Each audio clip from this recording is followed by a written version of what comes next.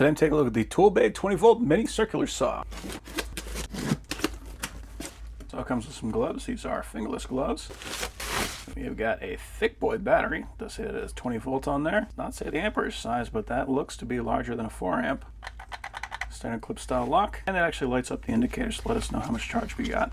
And we got indicators on both sides, and it does come fully charged. Looks like we actually got a second one, and same thing, that also comes fully charged. We got our charger. It's got an LED indicator there on the front. We got 3 contacts on the top. It says this is 220 volts, so it's good for 50 to 60 hertz, and outputs 1.5 amps at 20 volts. Now I use 120 volts, so this might be up to 220. Let's go ahead and make sure. So it does lit up green, and it lights up red when it is charging. So here's the saw. We can see we got a spring right here on the inside that's going to be for our guard. We do have an arrow pointing the direction that the saw blade is going to spin. You can see this is brushless, which is important because that means that the battery is going to last longer, the motor is going to last longer because it doesn't have those brushes that are constantly rubbing. It's not going to produce that smoke smell, and it's in general just going to have more power. Got a very nice rubber grip right here on the handle. We do have a safety lock.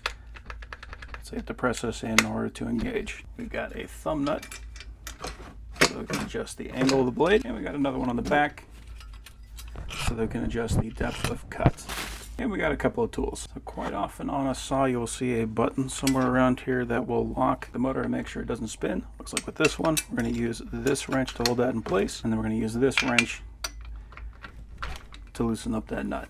And that is a righty-loosey, so that's good. That is the way that it should be. One thing I'm not seeing with this saw is a blade. So the issue that occurred here is that I don't know what size this arbor is. And that's important because they do make arbors that are in different sizes. If this blade is off a little bit, then it's going to oscillate as it's rotating. And because I don't have instructions, I don't really have any indicator on here what size that arbor is. The only thing I really have is this saying that the outer diameter is 125 millimeters. So I contacted the seller asking what size the arbor was. They said it's a .787. Now the problem with that is if I go to a store here locally and I try to find a blade for this, I'm only be able to find a 3/8 and 5/8. .787 does not line up with that. And if I measure, I get the same measurement. That is right about 20 millimeters. That's not really going to work for me because I can't just go get one of those blades. So I asked them to send me a blade. They got me 2 blades. Got a ceramic cutting blade, and we got our wood cutting blade. But what that means is if you're going to be getting blades for this, you want to make sure you're getting a 20 by 125 blade. Oh, that's interesting. So this one is a 22 millimeter blade. But with that, at least I can show you what I mean.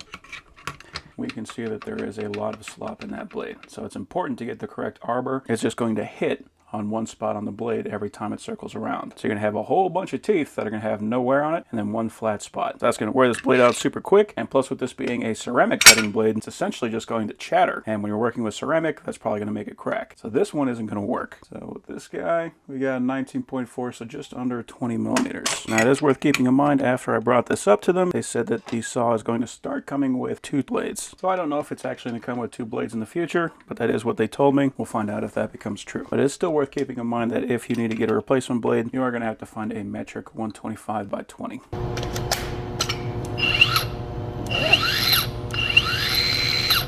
Cool.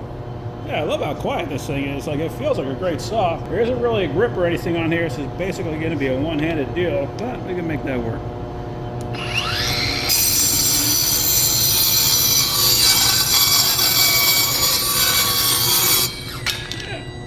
Super comfortable to run.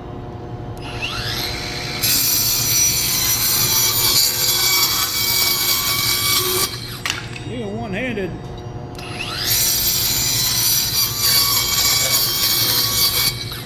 Yeah, that thing is a little monster. I think the big thing is just going to be the blades. Can you get extra blades? I think, just have a couple extra on hand. If they do actually include 2 blades with this saw, I would definitely buy this saw in a heartbeat. I love the size of the battery. I love how quiet the thing runs. I love how comfortable it is. Genuinely, that is a very nice saw. So overall, I'm happy with that.